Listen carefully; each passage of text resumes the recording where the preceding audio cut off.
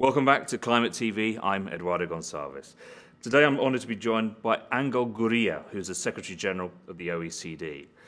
Mr. Gurría, first of all, is it time up for the high carbon economy? Are we now inevitably moving to a low carbon one? Oh, absolutely. In fact, we're late. We should have started moving more decisively a long time ago. And the problem is that every year, every month, every day of inaction makes getting into the right trend, into the right mode more difficult, more expensive. It'll take longer. And we've been talking about it too long, but not doing very much about it. So it is high time, absolutely. And it's a moment where I think the stars are aligned in a way. Now, what do you believe to be the economic outlook for the renewable energy industry and the clean tech sector as a whole? We now call them the green tech. I think we are probably going to remove the green part and say just tech because it's the only thing that there is going to be. You know, there's only going to be one choice, and that's clean, green technology. And there will be also technological transformation and movement where there will be a kind of a, first mover advantage, that the ones who move into in that territory will then capture a very, very big wave, which is going to be normality. Now, how are you going to be encouraging businesses and indeed governments to make the transition away from the high carbon economy, from fossil fuels and so on?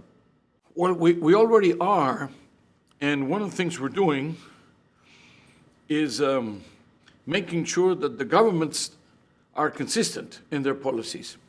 We say all the things that governments should do that they're not doing. That's not so difficult. But what is very difficult is for governments to accept that they're doing things wrong. We subsidize the consumption or the production of fuels coming from fossil, it's like we're doing something with one hand, undoing it with the other hand. The lowest number that we have determined for the subsidies for fossil fuel consumption and production is 200 billion. Well, isn't that twice the amount of money that we're looking for in order to, with the Diogenes lamp, in order to support developing countries move towards a low carbon economy? Didn't we commit in Copenhagen to 100 billion? And now we have 200 billion just by stopping doing something which is exactly the opposite of what we're trying to do. So by fighting the good war, we can get the financing to win the war. So what specifically are you calling on governments to do? What is the one thing that they can and should be doing now? Well, first of all, take a hard look at all these contradictions. Take a hard look at everything there all the way. That's the low-hanging fruit. I mean, before you go into very great transformational decisions, or just be consistent. And we're still discussing whether we're going to be financing coal plants. I mean, there are some countries which are still saying, I will continue to finance the coal plants, and some are saying I will stop. What would you say the world is going to look like in 15 or 20 years' time if we have this clean industrial revolution? And are there opportunities for creating additional prosperity and jobs out of that? Again, it's not that it's going to be a better world. The difference is there's going to be a world. And with the other ones, we don't even know.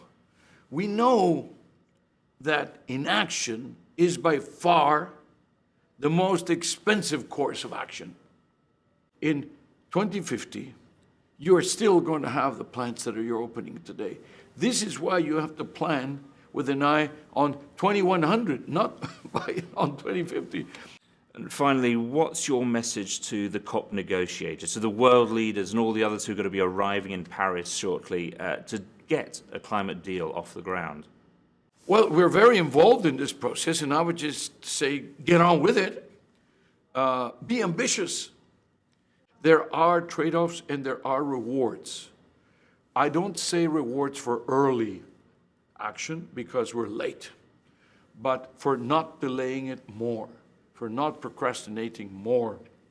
Then we are going to have to help the developing countries in order to finance, to support the acquisition, the installation, and the implementation of some of the strategies and the technologies that are going to be required. Mr. Gurría, thank you very much. Speaking there to Ángel Gurría, the Secretary General of the OECD. That's all we've got time for today here at Climate TV. From all of us at the Climate Group, thank you. Goodbye.